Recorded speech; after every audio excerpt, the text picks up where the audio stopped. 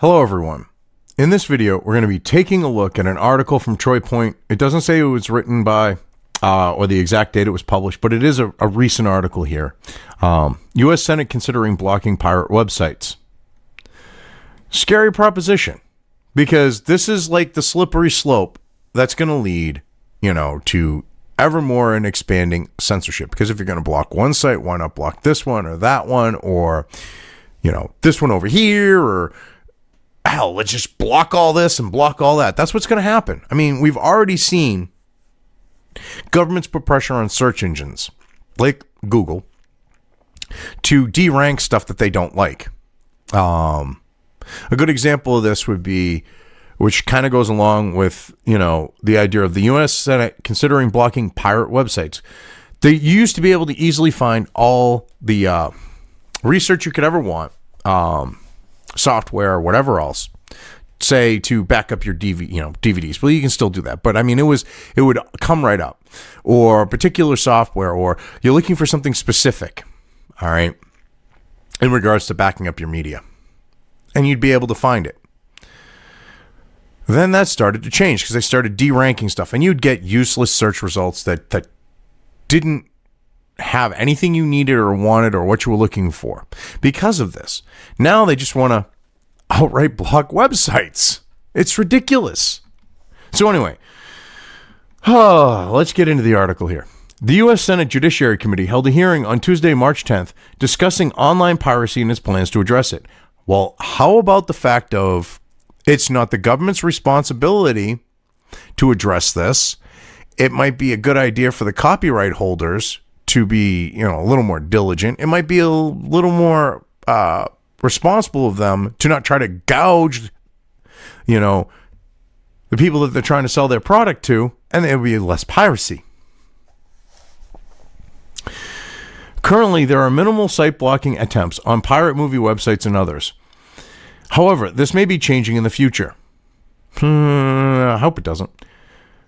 Certain countries across the world have site blocking practices in place that bar access to specific websites. This is a common approach that many believe is effective and efficient. Well, from their perspective, I'm sure it is. But from the perspective of reality, it isn't, because you're just causing people to say use something like a VPN to still use those sites, which they do. I mean, look at New Zealand and Australia blocking sites after the shipwreck went on a shooting spree in Kiwi country. Okay, people just started using VPNs to get to sites, and one of them that was blocked was BitChute, and there was no reason to have blocked BitChute, but they did. So I mean, what does that tell you? Just use a VPN. This isn't going to do shit. Yet they think it's going to be effective and it's efficient. But it isn't. Now many U.S. lawmakers and organizations look to follow suit and restrict access to specific websites which may violate your First Amendment rights. Yeah. But it's about the almighty dollar. The MPAA, can't fuck with them. The Motion Picture Association's EMEA president, Stan McCoy, informed the U.S. Senate subcommittee on site blocking. Yeah, you've got the Motion Picture Association being the ones dictating the law instead of the American fucking people, or trying to dictate the law, I should say. Our internal data shows that site blocking is very effective at cutting traffic to pirate domains, meaning that an order applicable to the main access providers in a given country reduces traffic to a targeted domain by 70% on average and can be as high as 80 to 90% in some countries. And I call bullshit. Because the second they hop on a VPN, these countries do not have a fucking clue about what's going on. So they can block the domain all they want, but it doesn't mean that they've literally stopped people from going to it. All right? Most people in the U.S. who download, whatever they download, whether it's video games, movies, television shows, whatever else that do it, they are literally doing it on VPNs here in the U.S. because they don't want to get hit under the DMCA. So you have no clue how much it cuts traffic. You only have an idea in nations that don't go after those people because they block the site, and now they're like, oh, we don't have traffic going there. Well, of course you don't have traffic going there from that country because it's being routed to another country and then going to said site.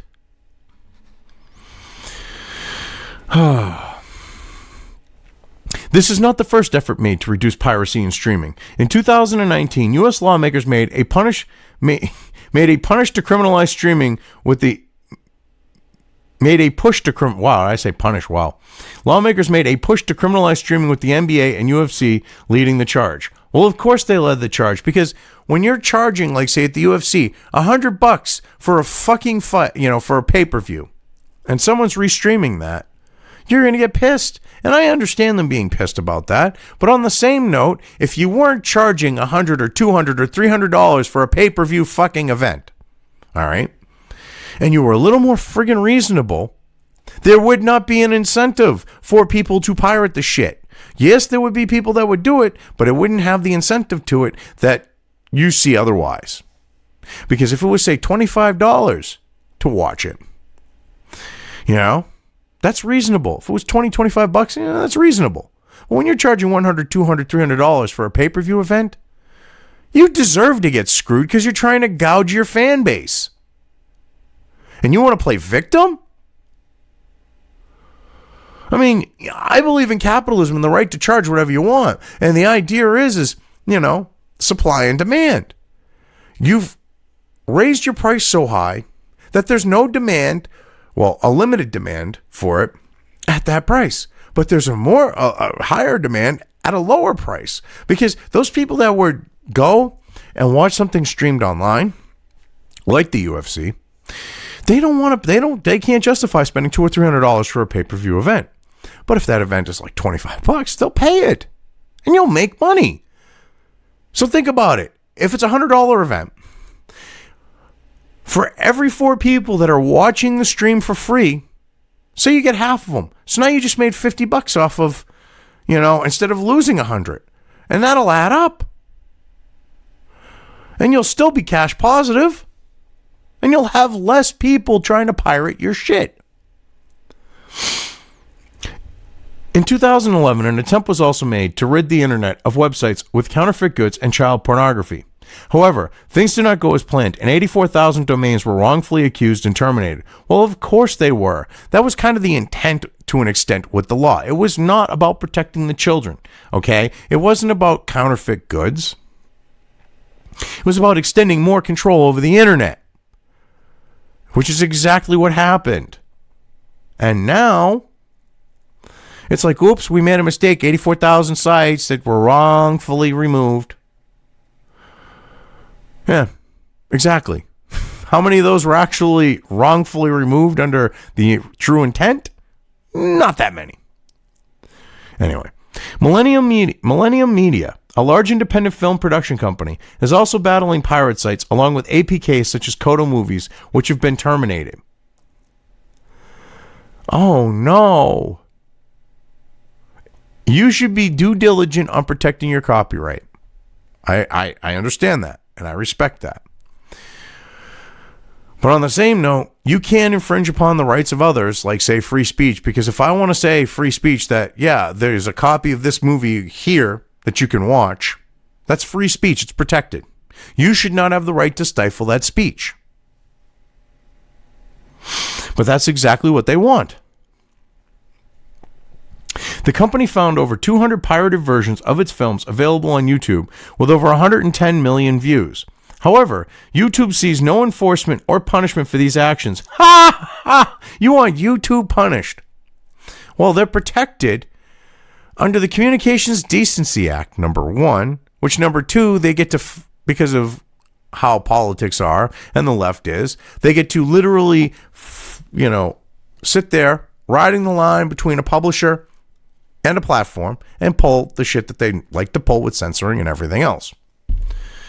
So, yeah, you want them punished. They can't be. And the thing is, they can easily get the revenue from those movies or have them removed. That's not a problem. But they're trying to make it sound like, oh, well, YouTube should be punished for this, and YouTube, shouldn't get away with it, and we're innocent victims. Well, did you do your due diligence? Did you get those movies removed? Probably not from the sound of things.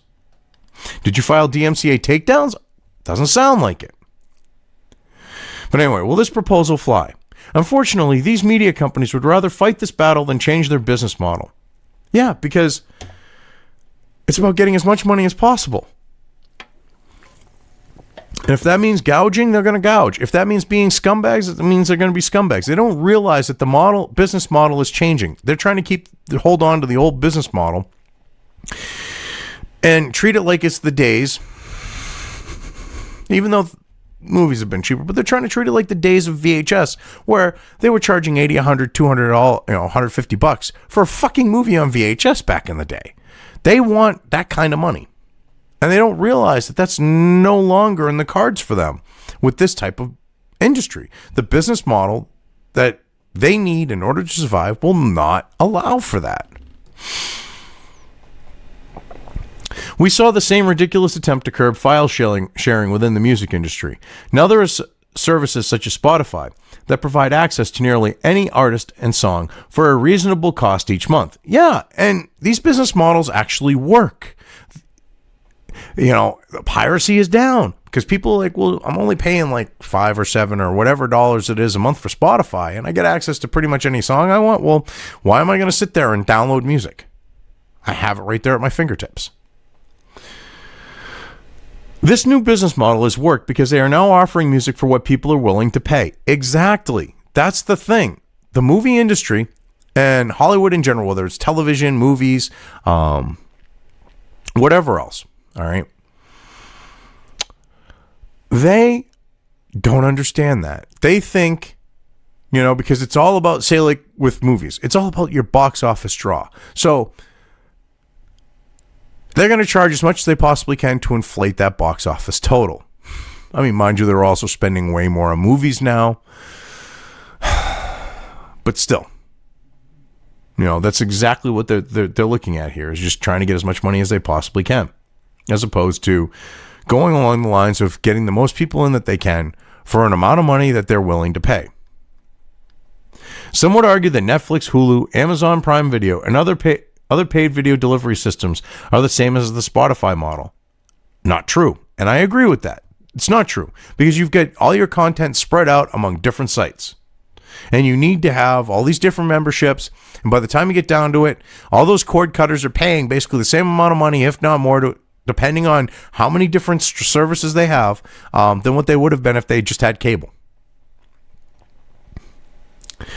In order for you to get everything you want, you would need to subscribe to all these services, which would probably cost more than a cable satellite package.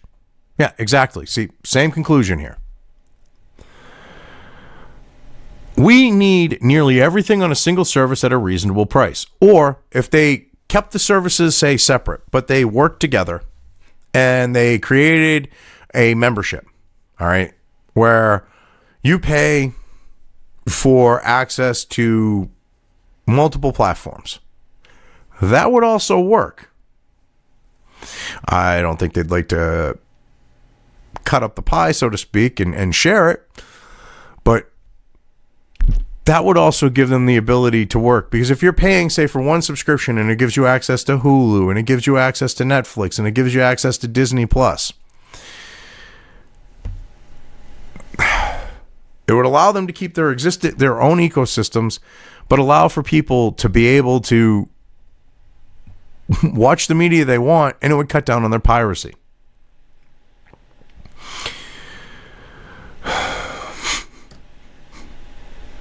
But yeah, it's ridiculous. So anyway, we need nearly everything on a single service at a reasonable price. Until that happens, there will always be a way to circumvent their silly control efforts. Exactly. They're never going to win this war.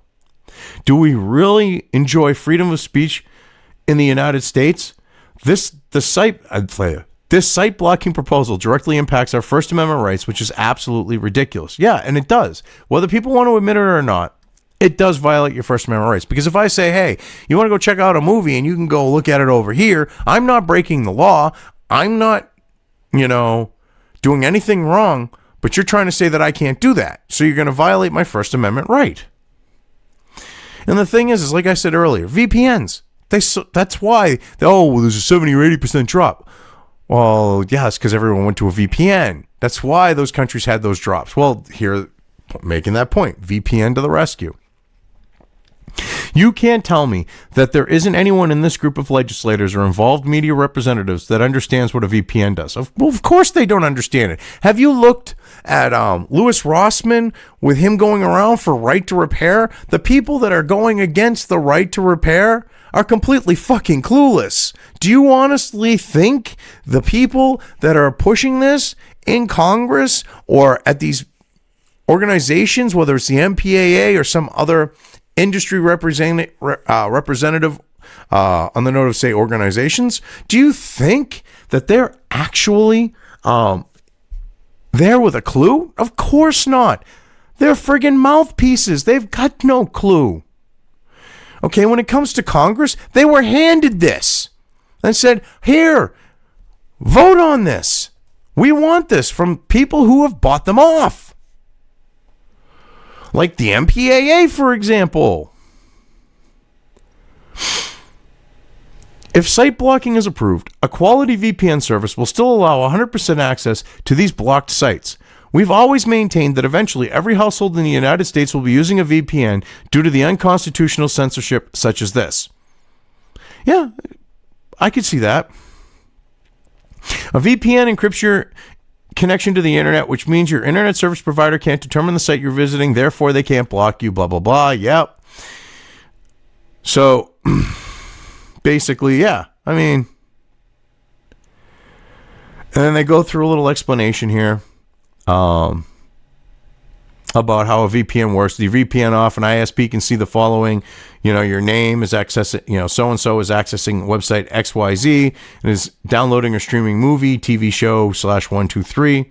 With the VPN on, they can see the following. Jim Smith is accessing website, blah, blah, blah, blah, blah, and is downloading stream, blah, blah, blah, blah, blah, which they actually don't even see that. All right. That's a complete misconception because your ISP is only going to see your connection to the VPN server. So they're going to see that John Smith is accessing VPN server A and nothing from that point on. And they're not going to see any of the traffic that's going between you and the server. So, yeah, you might have at least wanted to be correct on that. But anyway, will the United States then ban VPNs? I highly doubt it. This would definitely abuse our right to privacy. Well, they're now trying to get rid of end-to-end encryption. They're trying to go after encryption in general. So, yeah, don't count on it. They might try. I mean, you've got this push for internet ID. VPNs go against that. But yeah, so basically, you've got a situation here where the Senate, or I should say people within the Senate, who are bought off by these particular interests, trying to push for site blocking, which is just, and this should have got into this, because this is just the first step. If you start blocking sites on these grounds, then you're going to start blocking other sites on other grounds. You're going to find some justification, that meets along these lines, like what they're talking about with trying to do this with, say, the Pirates Bay. And it's just going to expand and it's going to grow more and more. You don't want to start down this slippery slope. All right. And another thing. If they're so worried about people, using piracy, before I go, if Hollywood actually produced content that people want to pay for, even if they charge a little bit more for it, people will pay for it. Oh, excuse me. But like, say on the note of CBS All Access, they're having to friggin' mess with the numbers to try to make it look like the service is viable. It's not. And it's because they're using Star Trek as their foundation to bring people in.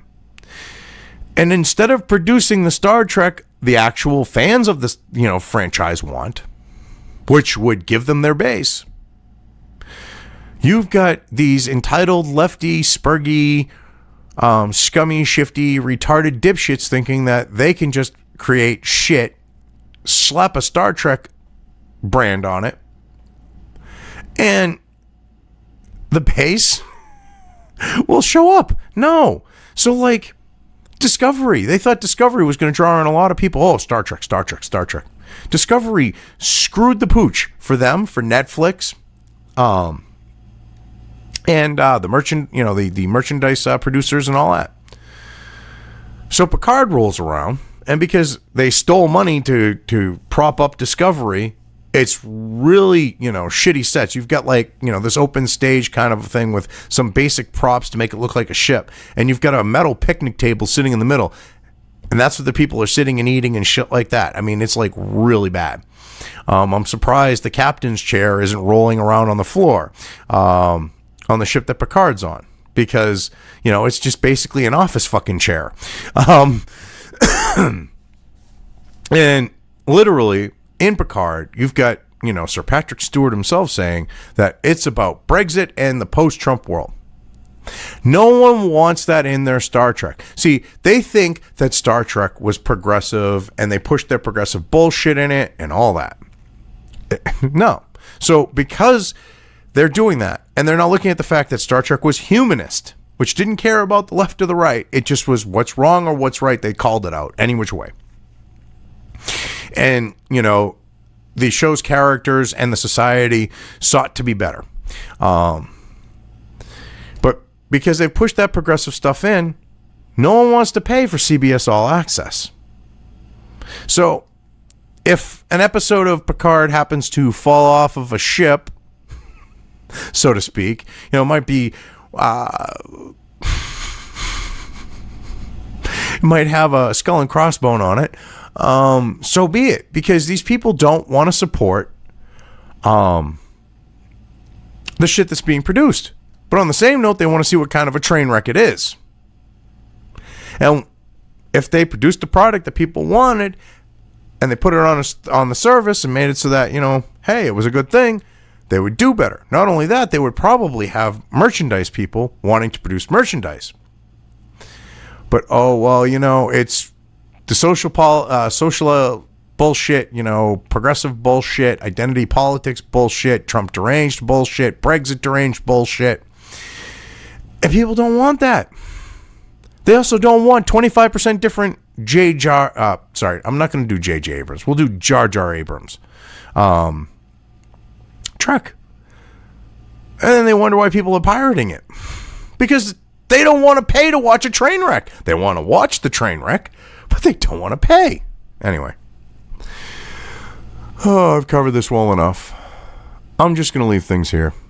If you liked this video, depending on where you are watching it, please give it an upvote or thumbs up. If you want to know when new content of mine hits the internet, don't forget to subscribe to one or more of my social media or video accounts listed here. Also, with YouTube, don't forget to ring that bell. You can find all of my video content on both BitChute and YouTube. This may not be the case with other places I upload to, but I will try to minimize this happening. You are always welcome to interact with me at any of these sites on the list, so feel free to do so. If you have anything you want me to cover in a video, when it comes to news or current events, send it right along to me. I will try to do my best to cover it. As always, thank you for watching.